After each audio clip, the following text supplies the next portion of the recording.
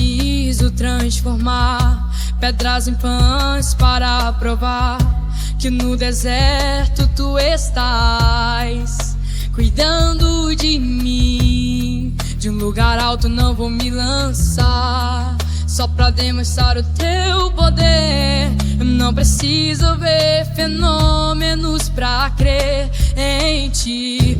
Não troco nossa comunhão pelo prazer de conquistar palácios, riquezas. Como um deserto isso vai passar, por isso resistindo estou. E quando a minha força se esgotar, o teu anjo vai me alimentar.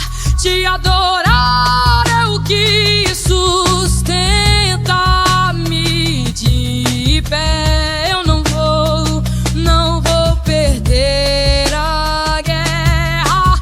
Te louvar em meio às tentações é mais que estratégia.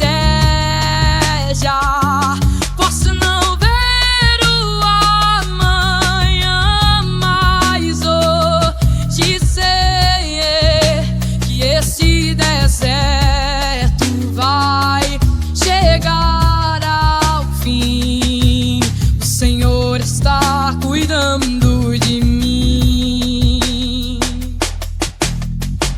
Eu não preciso transformar pedras em pães para provar que no deserto tu estás cuidando de mim. De um lugar alto não vou me lançar, só pra demonstrar o teu poder.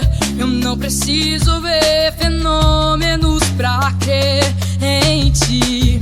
Não troco nossa comunhão pelo prazer de conquistar palácios, riquezas.